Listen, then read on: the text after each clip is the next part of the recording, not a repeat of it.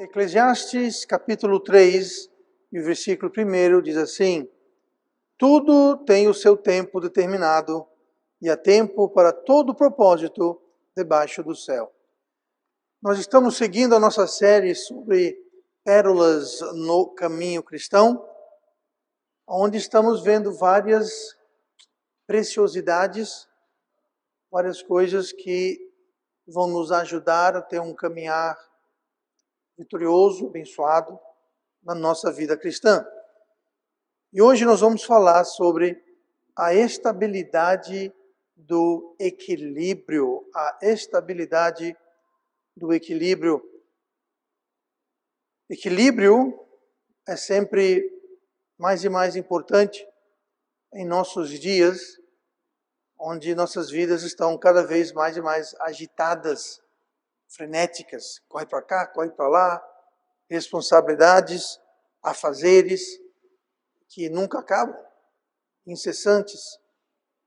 E sem equilíbrio, se a gente não conseguir manter tudo equilibrado, o que vai acontecer é que nós vamos perder a perspectiva, nós vamos perder a nossa paz, sem equilíbrio. Nós vamos perder nossa segurança, vamos nos tornar inseguros e incertos, titubeando, sem saber direito. E por último, nós vamos acabar fazendo decisões atrapalhadas, porque nós não temos paz, nós não temos segurança, nós não temos uma perspectiva correta, e nós só podemos decidir aquilo que nós percebemos, aquilo que nós interpretamos, aquilo que nós entendemos.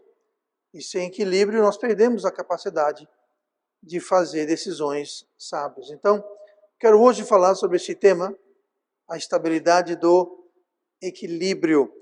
Olha comigo para Gênesis capítulo 49. Gênesis 49, lá no finalzinho de Gênesis, onde o que está acontecendo é que Jacó está prestes a morrer, já está idoso, chamou seus filhos para o seu leito de morte, e ele está fazendo uma espécie de um julgamento. E eu lembro muitos anos atrás, quando nós fizemos uma série do livro de Gênesis, todo o livro, do começo ao fim, se não me engano, foram mais de 2 anos dessa série, às quartas-feiras. E uma das mensagens era justamente o julgamento de Jacó, que aqui está começando o capítulo 49, e o versículo 4 está falando sobre o primeiro filho, de fato primogênito, Rúben, e Jacó está passando pronunciamentos sobre ele. E ele diz assim, isso que é Jacó falando para Rúben, lembrando, tem toda a família reunida, todos os irmãos estão reunidos, e diz assim o versículo 9 de Gênesis 49. Versículo 4 de Gênesis 49. Impetuoso como a água, não serás o mais excelente, porquanto subiste ao leito de teu pai, então o contaminaste, subiu à minha cama. Só para dar um pouco de entendimento para quem não conhece a história direito, antes a isso, Rúben havia cometido um ato imoral com uma das esposas de Jacó. Não era mãe de Rúben, mas era uma das esposas de Jacó. E Rúben fez isso. E Jacó, então, basicamente está tirando a primogenitura de Rúben. Não vou ler ao redor do texto, você lê depois em casa. Mas o que acontece é que Rúben perdeu o lugar para Judá, que era o próximo em linha, e de fato Judá tem muito mais preeminência, tanto que o Messias, Cristo, veio da tribo de Judá, não da tribo de Rúben. Mas em todo caso, o que eu quero fazer ao abordar a estabilidade do equilíbrio é definir qual a definição de equilíbrio. Então, antes de entrar no versículo, No dicionário, equilíbrio, ele tem várias definições e tem vários âmbitos, várias áreas. Por exemplo, no campo da física, equilíbrio significa condição de um sistema em que as forças que sobre eles atuam se compensam, anulando-se mutuamente. Isso é interessante. Isso é uma definição na área da física, em onde forças elas se opõem e elas se cancelam. Então não está nem para cá, nem para lá, elas estão estáveis, elas estão em equilíbrio. As forças uma anulou a outra. Isso é muito interessante e pertinente para o que vamos ver daqui a pouquinho. A segunda definição, uma segunda definição de equilíbrio é simplesmente estabilidade. Coisa que está em estabilidade, está equilibrada, está constante. E uma terceira definição é harmonia. Harmonia. Existe harmonia entre os elementos em questão. Então a gente vê que no versículo 4, Rubem, que é o primogênito de Jacó, perdeu o lugar para Judá. E por que foi que Rubem perdeu o lugar para Judá? Porque ele, como a gente lê aqui no versículo 4, ele era impetuoso. Impetuoso como a água.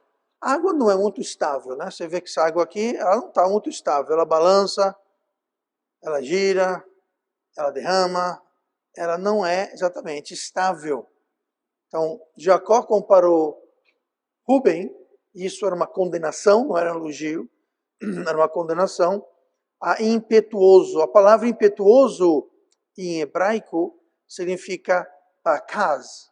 E a palavra pakaz, ela literalmente, se a gente fosse transliterar a palavra pakaz, ela significa em ebulição ou espumando, espumante.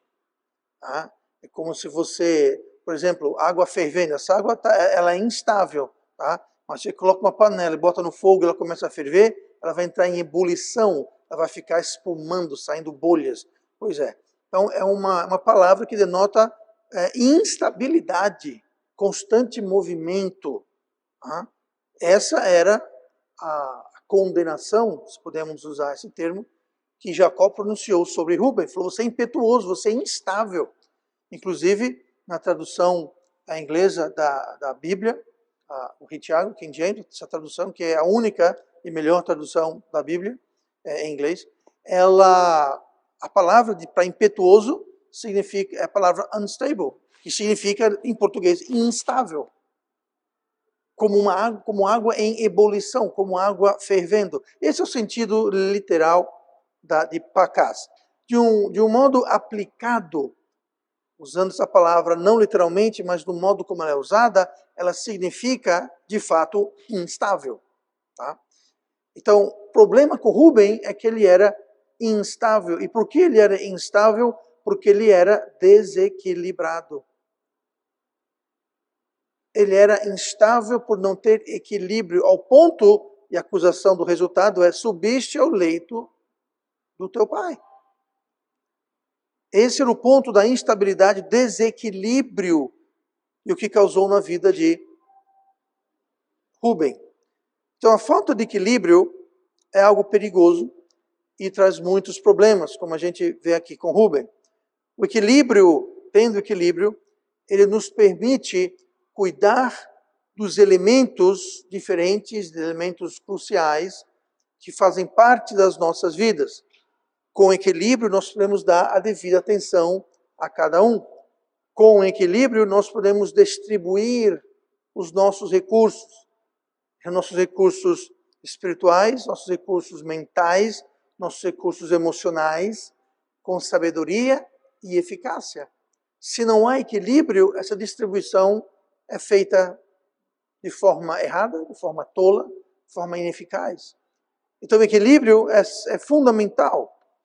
Desequilíbrio, ele cria vácuos em nossas vidas. E todo vácuo, ele sempre busca ser preenchido. pela coisa mais fácil.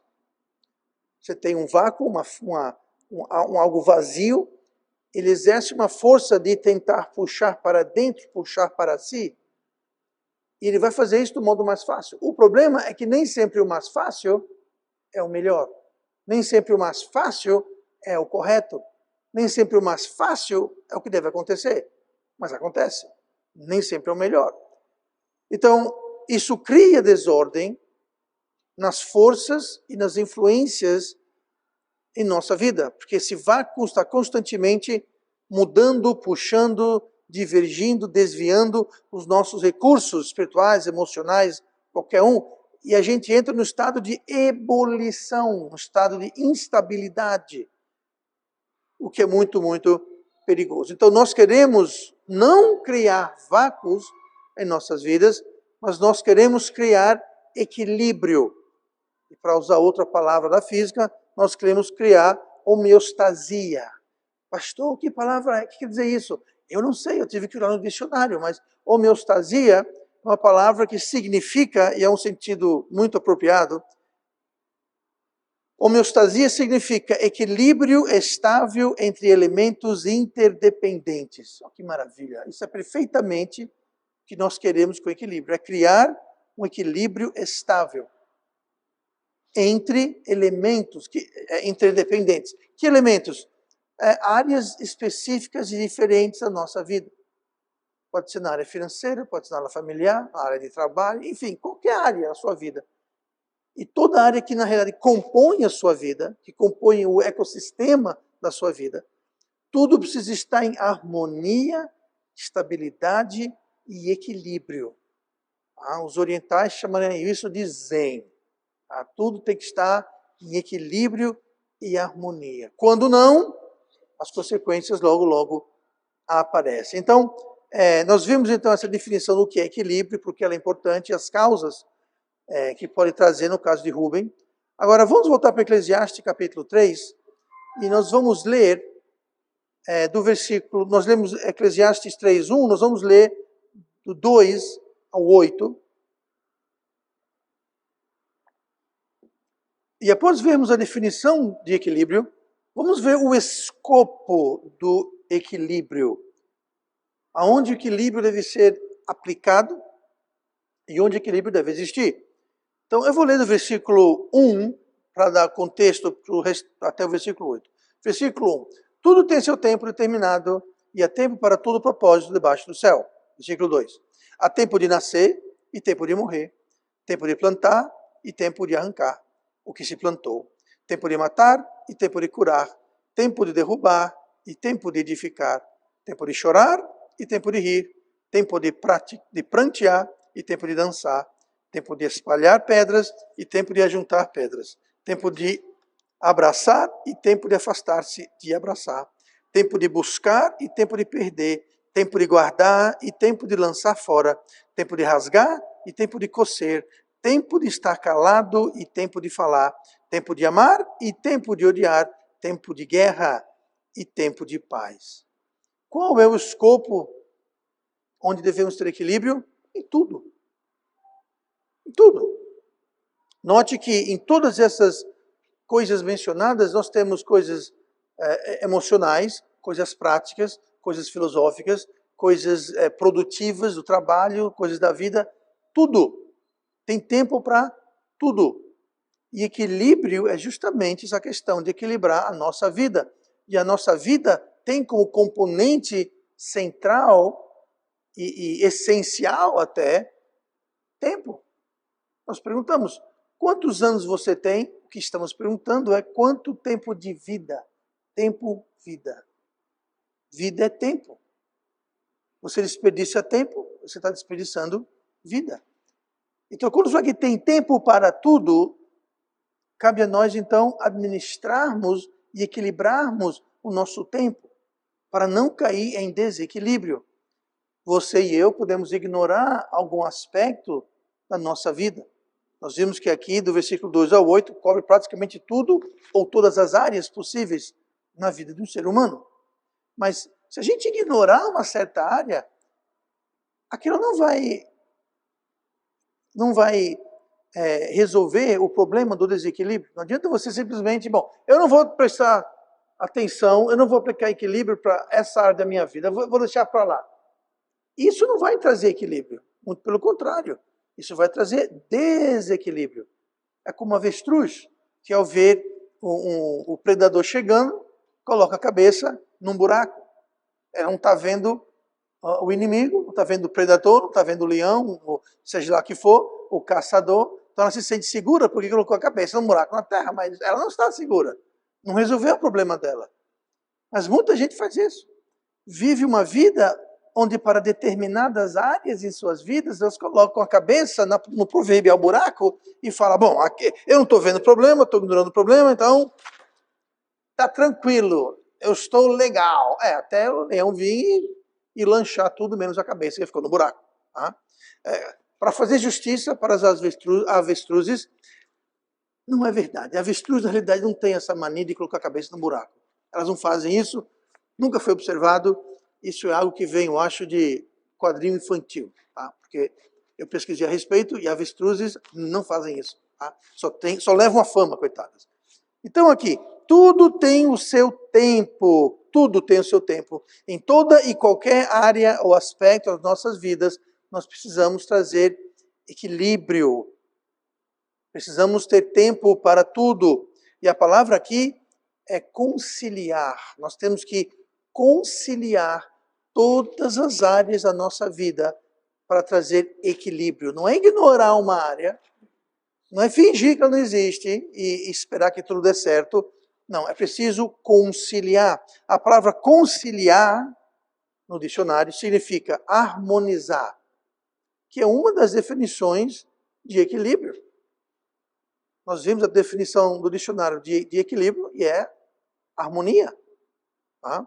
Então, conciliar é trazer harmonia, é conseguir acordo, é você estar em acordo.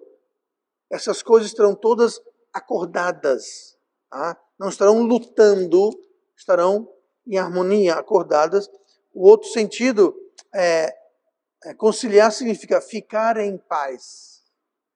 Equilíbrio traz paz. Desequilíbrio tira paz. Então nós temos que olhar todas as áreas da nossa vida e conciliar, equilibrar, harmonizar cada uma delas para se ter paz, para se ter a perspectiva correta, poder enxergar, entender a situação, tomar decisões corretas e sábias, e para isso devemos conciliar e equilibrar.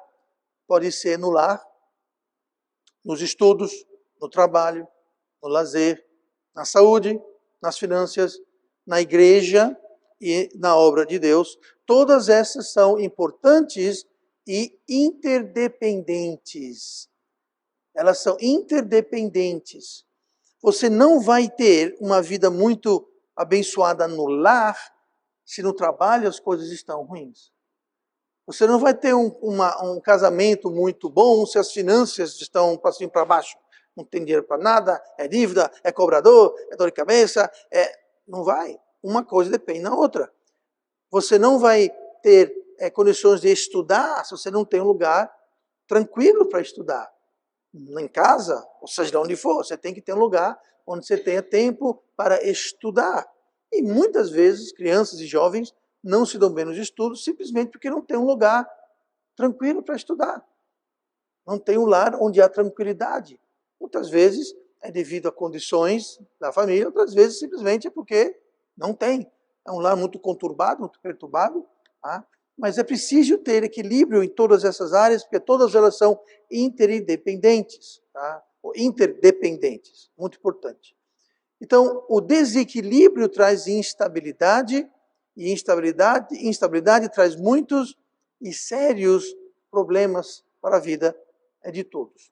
E é muito trágico, e é muito tolo alguém negligenciar alguma área ou aspecto. Como eu falei, dando uma de avestruz, mais uma vez, falsamente acusada, de ignorar alguma coisa, achando, bom, se eu ignorar, então tudo vai dar certo. E não vai chegar, porque mais cedo ou mais tarde, aquela situação vai te morder. Mais cedo ou mais tarde, a conta vai chegar. Você pode permanecer impune por algum tempo, mas a conta chega. Como cartão de crédito, passa o mês inteiro gastando, e o dinheiro está no bolso, o dinheiro está no banco. Mas quando vem a fatura, aí a conta chega.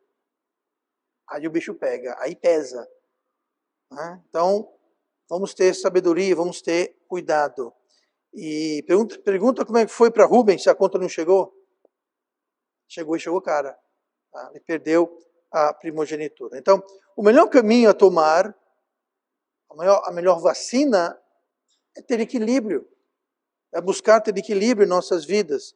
Agora, como conciliar, como equilibrar tanta coisa, tantos aspectos, quando só se tem 24 horas no dia e com tantas coisas gritando pelo nosso tempo, buscando o nosso tempo, tentando nos distrair e nos destrilhar.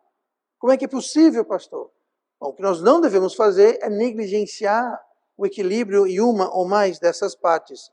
Então, com tantas coisas para fazer, coisas importantes e necessárias. Eu não estou nem falando aqui, incluindo tempo desperdiçado, tempo jogado fora, tempo com coisas inúteis, infrutíferas. Eu estou falando que nossa vida já é cheia bastante com coisas importantes que devem estar lá.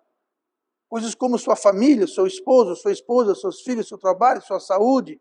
Muita gente negligencia a saúde, tem que trabalhar, está muito ocupado, não tem tempo. Um dia a conta chega. Não tenho tempo para os filhos, para a esposa? Um dia a conta chega. Não tem tempo para lazer, um dia a conta vai chegar. Por quê? Está desequilibrado.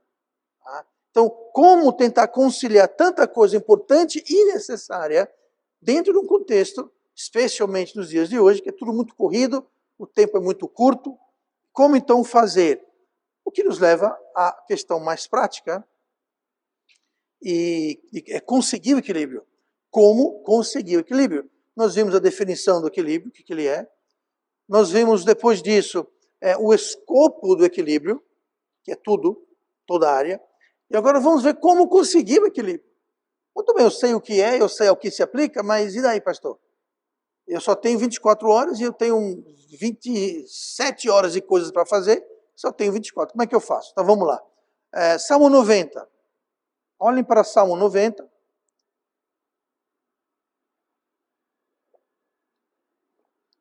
E o versículo 12. Essa aqui é a parte mais importante da mensagem. Tá? Essa última parte, essa última hora e meia da mensagem, vai ser a parte mais importante. Tem gente rindo, achando que eu estou brincando. Eu estou, de fato, brincando, mas por que a parte mais importante? Porque é a parte prática.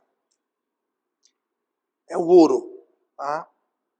É o curso principal, é o filé mignon. A gente fez a salada, tomou uma sopa, que é muito bem, muito bom. Agora vamos para o filé com fritas, tá? Para o principal. Salmo 90, versículo 12. Ensina-nos a contar os nossos dias de tal maneira que alcancemos corações sábios. Essa palavra contar, em hebraico, ela é a palavra mal, e ela literalmente, ela significa pesar. Mas não é aplicação, não é o uso dela. O uso dela é medir, preparar, alocar. Tá? Então é medir, preparar. Então está dizendo aqui, efetivamente, ensina-nos a alocar, a preparar. Quero que você marque bem a palavra alocar. Ou seja, determinar uma certa quantia ou quantidade. Então isso é algo também de nota que se aprende, que começa logo dizendo, ensina-nos. Então, esse contar, alocar, determinar, ele é algo que se aprende, você não nasce sabendo. Não é algo que é feito por instinto, não é algo natural da natureza humana. Muito pelo contrário, o homem carnal, ou o homem que não aprende a contar, alocar, separar, ele não vai contar direito. Ele não vai alocar direito. Ele não vai distribuir direito. E aqui fala, ensina-nos a contar os nossos dias de tal maneira que alcançaremos corações sábios. Tá? Então, isso é causa e efeito. Sabedoria é causa e efeito de você saber, você aprender, e aqui é Deus que vai ensinar, da sua palavra, e do Espírito Santo em nós, a contar, alocar, determinar o que for necessário. Então, isso é algo que se aprende, e nós precisamos, então, alocar e santificar recursos em nossas vidas. Ok, pastor, santificar, quer dizer o quê? É tornar-lhe santo? Não. A palavra santificar significa separar para um determinado uso. É dedicar para um certo uso. Tá? Então nós devemos alocar e santificar os nossos recursos. Isso seria o contar, o alocar, o determinar, o separar, o distribuir de forma sábia. Esses recursos de tempo, principalmente, mas não somente, mas recursos de tempo, pode ser também recursos de exclusividade. É um recurso. Você dá exclusividade para uma situação, é um recurso. Recurso de prioridade. Também pode ser recurso financeiro, recurso emocional. Enfim, todo tipo de recurso. Nós temos que aprender a contar, a alocar, determinar, distribuir sabiamente. E eu vou ilustrar isso com o que eu chamo de a roda do tempo. Tá? Agora veja bem, não faça isso agora, faça só na sua cabeça, mas eu penso o seguinte: quando você chegar em casa, pegue uma folha de papel, pegue um lápis ou uma caneta e faça esse exercício que eu vou explicar aqui. Tá? E é o seguinte: você pega uma folha de papel e você escreve nessa folha de papel, são três etapas, 3 passos. Tá? Primeiro passo, você vai listar, ou por colunas ou linhas, não vem ao caso, liste por ordem de prioridade, de importância, de preciosidade na sua vida, no topo. Tá? Então vamos lá. Lembrando que estamos na igreja, no culto, falando com o pastor, somos crentes. Qual a coisa mais importante para a gente? É o quê? Alguém não falou Deus? Se alguém não falou Deus, por favor, expulse-o daqui e tire a carteirinha de membro. Não, estou brincando. A coisa mais importante, pelo menos deveria ser Deus. Aí, em segundo lugar, o que você diria? Aqui eu vou deixar livre. Deus e depois o quê? O pastor? Não deve ser o pastor. Deus, depois vem o quê? Família. O esposo, a esposa, os filhos. Ah, beleza? Tranquilo. E depois? Trabalho? Pode ser? Lembrando, não é nada que não é importante. Estamos só uma questão de prioridade. Tá? Tudo nessa lista é importante. Se não é importante, nem faz a lista, nem chega na lista. Mas, vamos lá. Deus, família, esposo, esposa, filhos, tal coisa. Tá? Trabalho. Próximo. Pastor, né? Pô, número... Não, estou brincando. Deus, família, trabalho. Saúde. Estudo. Estudo ou trabalho. Vamos colocar estudo e trabalho ali, lado a lado, né? Porque aí depende da sua etapa da vida. Ou estudo ou é trabalho. Lazer também é importante. Lazer, muito bem. Tá ok. Então, listamos. Oi? Igreja está lá com Deus. Está lá com Deus, né? Ninguém ainda falou pastor. Isso magoa muito. Magoa muito. Mas enfim, veja só. Aí você agora vai alocar quantas horas, quanto tempo você dá para cada item, começando com o mais importante, Deus, e descendo para o menos importante, que ficou lazer e talvez trabalho, os últimos 2, não foi? Tá? Enfim, aí você coloca... Esse é o segundo passo. O primeiro passo é listar a prioridade, o segundo passo é colocar quantas horas por dia ou por semana vai. Por semana fica mais eficaz, porque um dia tem muita variação. A última etapa, você vê algo assombroso. Agora, veja bem, você tem que ser honesto. Não é uma lista para você enquadrar e botar na parede. Ou sair mostrando para todo mundo. Tá? Porque geralmente não tem nada para você orgulhar aqui, não. Mas o espantoso que você vai notar é quanto mais alto na prioridade de importância, menos tempo você vai ter.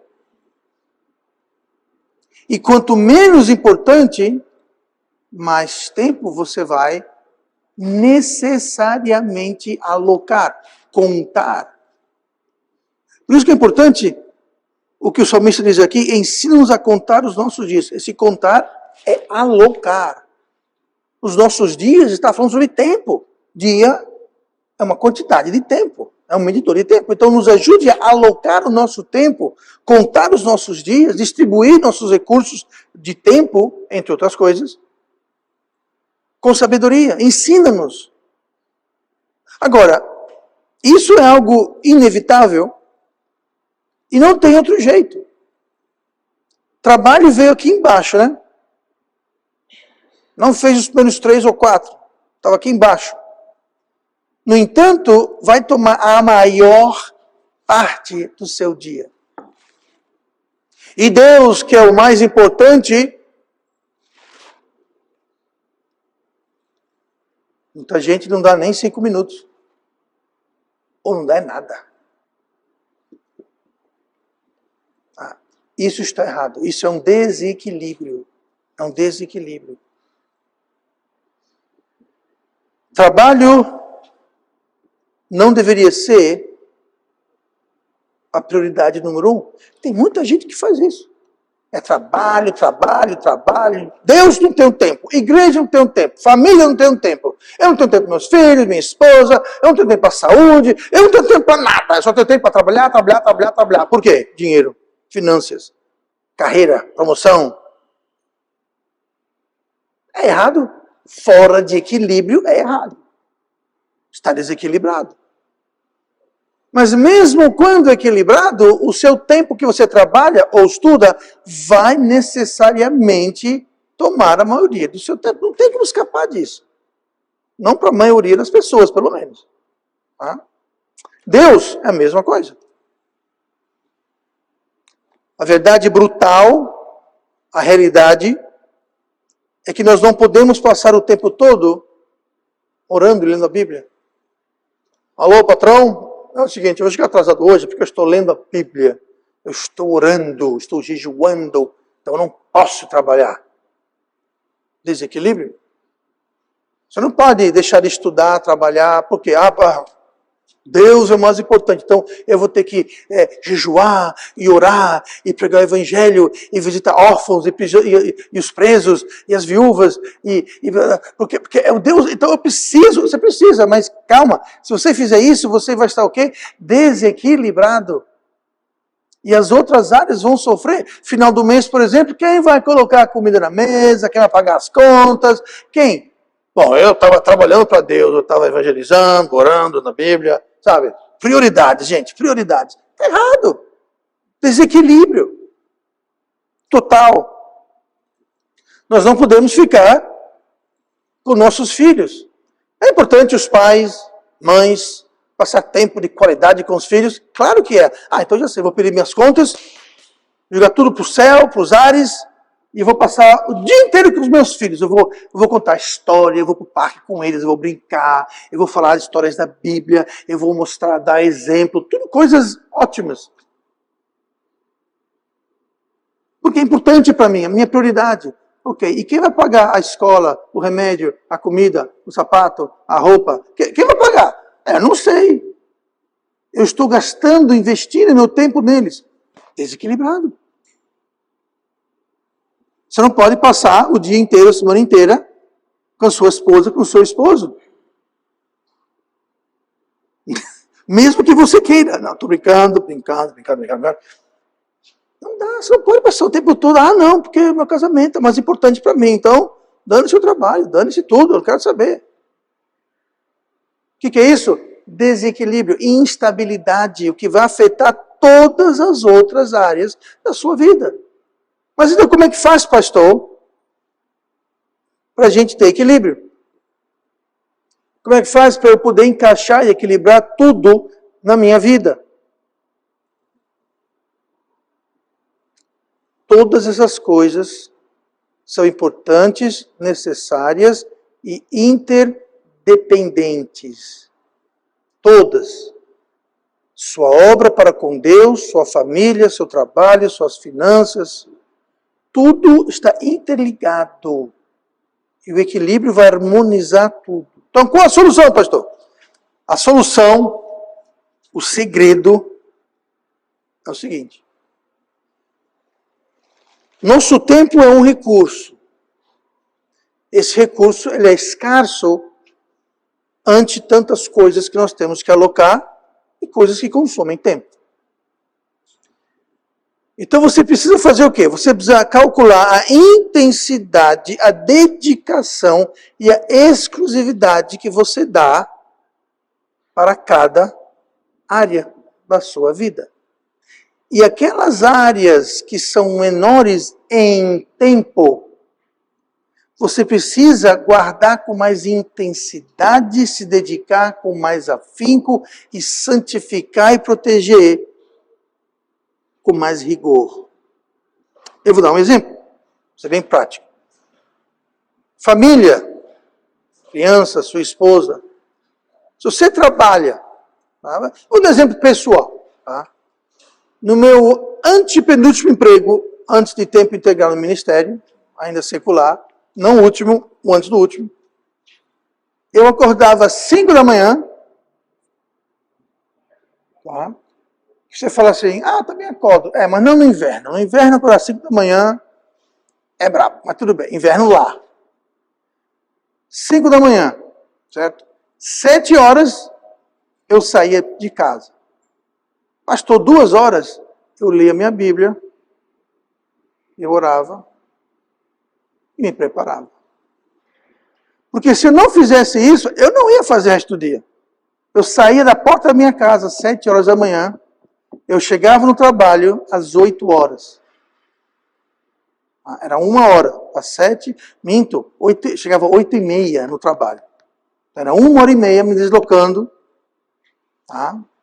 Pegava o metrô, a linha metropolitana de metrô, da última estação até o centro. E nesse tempo eu ia geralmente ouvindo mensagens no meu Walkman da Sony, tá? Aproveitava aquele tempo.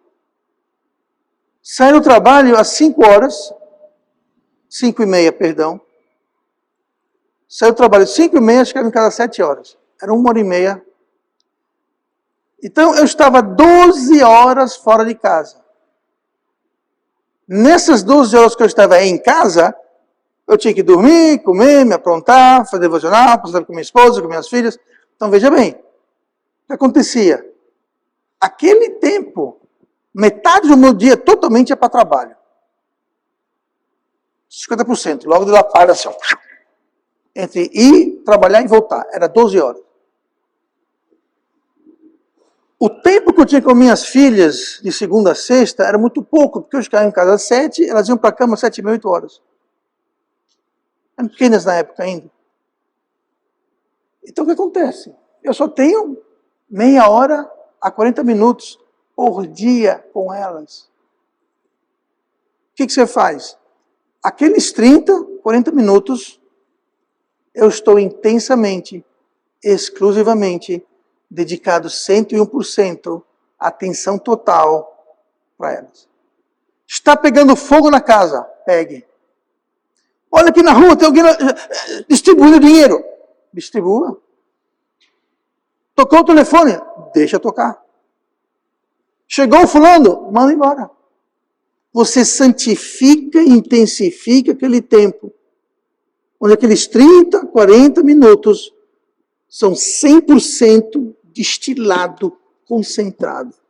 Ninguém mexe, você está totalmente, olho no olho, conectado. É assim no trabalho? Não. No trabalho eu não estou tão dedicado, focado, não. Mas também toma 12 horas. Então você veja como você pode ter muito tempo e pouca intensidade, ou menos tempo com maior intensidade. A mesma coisa esposas e maridos. Você não vai ter muito tempo, então o que você faz? Você intensifica e você cria situações. Você cria situações. Por exemplo, final de semana, eu também estava engajado no ministério. Saí para evangelizar, várias horas. A gente tinha um ônibus, uma van, que a gente visitava e assinava e buscava pessoas no domingo. O que fazer? As crianças vinham junto. Só eu, irmã Simone, Gabriela e Michele. Bater em portas, falar com pessoas, distribuir panfletos. A gente fazia junto, gastava tempo junto. Não era tão intensivo, é verdade, quanto você tem só meia hora, mas a gente estava agregando e juntando tempo, não desperdiçando. Então, você pode aumentar a intensidade. Às vezes a pessoa está lá com o filho, com a filha, mas está pensando em outra coisa, está checando o telefone, tem uma chamada, a fulana apareceu. Você já não tem tempo, não vai nem dar atenção. E o problema não é apenas o pouco tempo, é a pouca atenção. Que qualquer coisa distrai, que você mesmo não está investido, você não está conectado àquela situação. Você está lá, mas está pensando em outra coisa, você está... Eu sei que é difícil, porque às vezes você tem outras coisas para estar fazendo. E de repente você lê e contar uma historinha sobre um grilo que subiu numa árvore e o sapo quer pegar. Não é tão urgente para mim, mas é para aquela criança. E você tem que ter o mesmo entusiasmo e a concentração e a importância que é para a criança, você tem que ter e compartilhar. E aquilo vai fechar o ciclo. Eu, quando estou com os meus netos, é a mesma coisa. Você precisa entrar na sintonia, na frequência deles para dar intensidade. Você está lendo um livro, contando uma história? Era uma vez, blá, blá, blá, blá, blá, blá, blá, blá. Você tem que se envolver. Intensificar. E aí, pastor? E aí que você traz equilíbrio. Você traz equilíbrio para os aspectos da sua vida. E você harmoniza e nada fica faltando. Nós temos que contar, medir, alocar, santificar esse tempo e guardá-lo. É muito fácil falar, nem sempre é tão fácil fazer. Existem, de fato, muitas pressões e prioridades, distrações. O celular é um, né? O celular é terrível. Antigamente o celular era um aparelho de comunicação. Hoje o aparelho que só não faz aspirar pó, né? Mas o resto tudo ele faz. E é um problema. Porque você pode fazer muita coisa no celular. E essas muitas coisas vão estar gritando, pedindo a sua atenção. Então, de vez em quando é bom desligar o celular. Né? Use o celular como uma ferramenta, não como um mestre. Né? Mas enfim. E tem também outro fator, que é o fator do egoísmo. Eu não quero. Eu não quero estar lendo historinha, eu não quero estar assistindo isso, eu não quero estar brincando disso, eu não quero estar... A minha neta, não a Clé, mas não a Mila, mas a Clé, que aliás foi aniversário dela ontem. Tá? A gente faz muitas vezes videoconferência, ou quando eu estou lá, ela vem toda animada para me mostrar que ela comprou uma comida de brincadeira para a cozinha de brincadeira que ela tem. Ela está estática. O que é correto? Dê 5 minutos, mas dizendo, uau! Faça um prato para mim. E ela fica toda feliz. O que é isso? Você entrar na sintonia, na frequência da criança. E não, eu não tenho tempo para brincadeira, para brinquedos. Eu sou uma pessoa muito importante. Eu tenho muitas coisas para fazer. Eu tenho muitos contatos e muitas pessoas para falar comigo. Eu não tenho tempo. Desequilíbrio, muito importante. Aí quando a criança cresce na adolescência e não quer papo com você, eu não sei o que foi que eu fiz de errado. Eu dei tudo, eu trabalhei, eu dei tudo para você. Deu tudo menos uma coisa. Atenção. Uma vida desequilibrada. Mesma coisa com saúde. Tem tempo pra... O doutor Lá Ribeiro fala, quem não tem tempo para a saúde vai fazer tempo para a doença. Quem não tem dinheiro para a saúde vai ter dinheiro para a doença. E é verdade isso. Por quê? Porque a conta chega. A conta chega. Você não tem tempo para o seu casamento? A conta vai chegar. Você não tem tempo para estudar? A conta vai chegar. Você não tem tempo para trabalhar? A conta vai... Tudo vai... Gente, uma vida em desequilíbrio, você pode até ir levando aos trancos e aos barrancos, mas chega uma hora que a conta chega. E quando a fatura chega, não tem como só pagar uma parte mais. Agora é tudo ou nada. Então temos que ter sabedoria para contar os nossos dias, alocar o nosso tempo. Não só o tempo, mas a nossa atenção, a intensidade, a exclusividade. E se o tempo é o nosso recurso mais precioso, e ele não é, porém, o único. E por ser o mais precioso, nós precisamos dispensá-lo com cuidado e sabedoria. Em quê? Em todas as áreas da nossa vida. Como nós lemos lá em Eclesiastes 3. Ensina-nos a contar os nossos dias de tal maneira que alcancemos corações sábios. Então vamos aprender. Vamos ser ensináveis. Não vamos ser do tipo de pessoa que, eu sei o que fazer. Bom, se você soubesse o que fazer, você não estava na situação que você está agora. Não estou dizendo que você está numa situação, mas muitas vezes a pessoa está enhacado, complicado, mas... Não, eu sei. Não parece. Tá? Não parece. Então temos que trabalhar nisso. Porque só assim teremos a estabilidade do equilíbrio. E nós não vamos terminar como Rubem, no prejuízo e na vergonha.